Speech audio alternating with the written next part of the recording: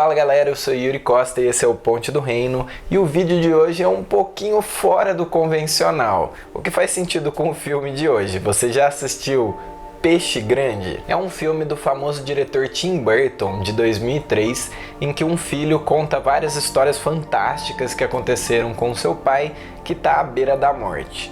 Mas, como o próprio filme diz... Para contar a história da vida de meu pai, os fatos não podem vir separados da ficção, nem o homem do mito. Melhor a fazer é contar do jeito que ele me ensinou. A história nem sempre faz sentido e grande parte não aconteceu.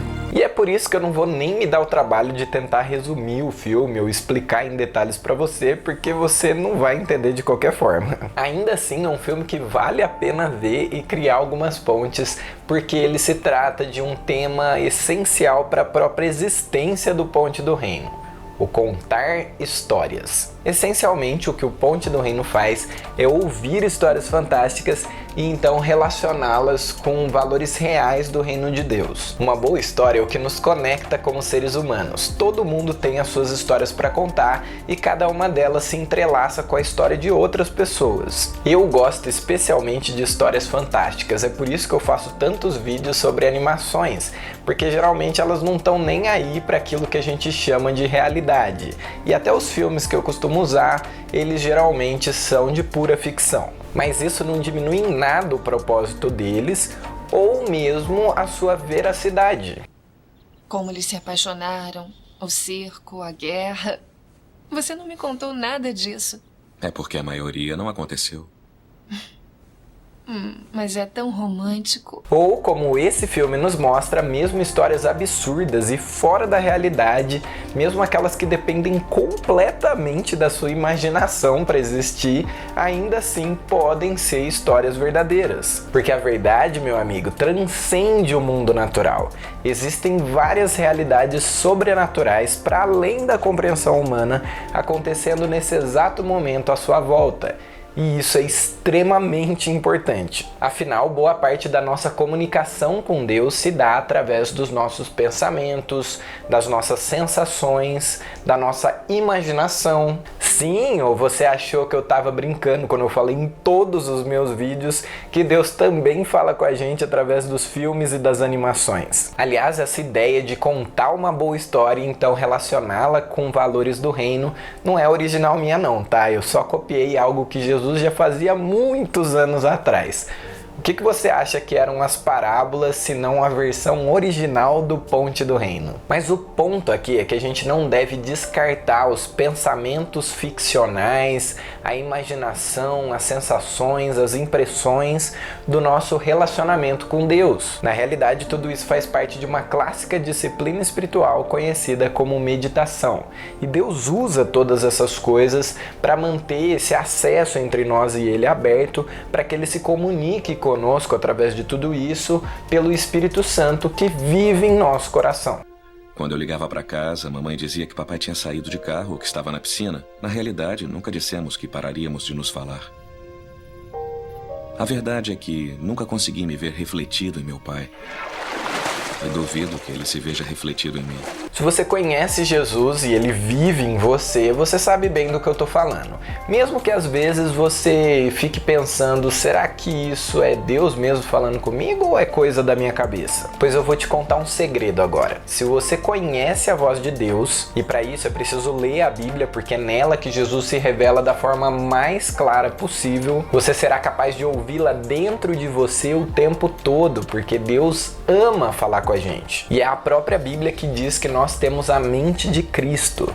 Então prepare-se para explodir a sua cabeça agora. Alguns pensamentos podem ser coisa da sua cabeça e ao mesmo tempo serem a voz de Deus em você, porque você e ele se tornaram um só através da morte e ressurreição de Cristo. Ou você acha que a oração de Jesus pedindo para que nós nos tornássemos um nele, do mesmo jeito que ele é um no Pai, não foi respondida? A maioria das pessoas conta a história direto. Fica menos complicado, mas perde o interesse também.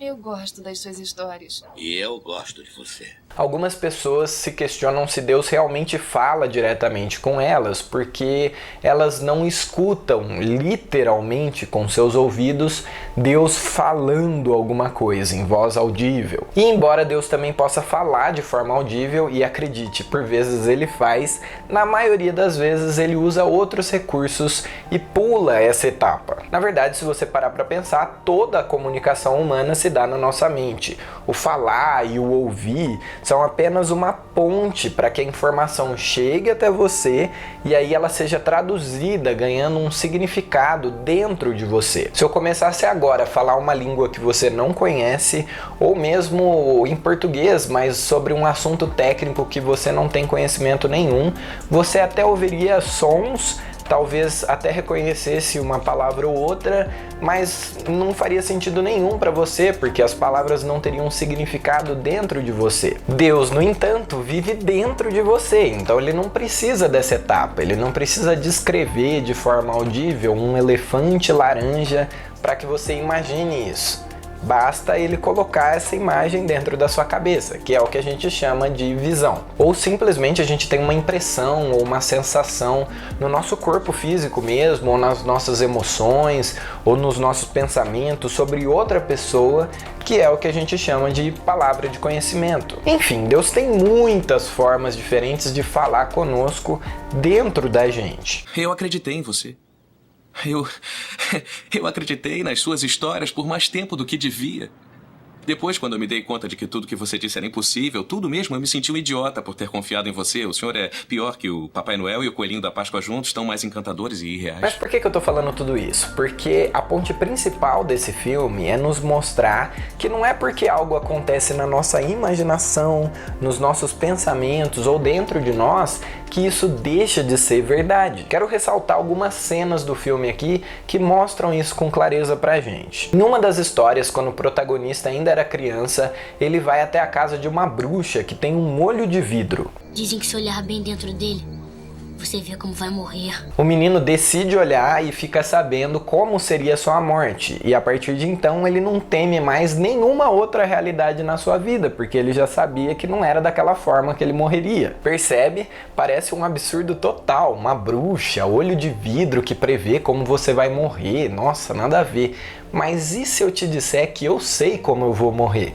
Ou melhor, que eu sei como eu já morri. A Bíblia revela que eu já morri, crucificado com Cristo, e agora não sou mais eu que vivo, mas o próprio Jesus ressurreto é que vive através de mim. E é por isso que eu não preciso temer nenhuma situação nessa vida, porque nada realmente poderia me matar. No máximo, em algum momento, eu mudo de endereço, como dizia o Billy Graham. Eu gosto também de como o próprio filme aplica esse conceito da sua fé ditar as suas emoções e comportamentos. Por exemplo, na cena que ele sai de Spectre passando de novo pela floresta.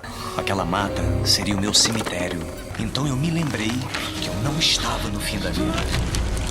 Não é assim que eu morro.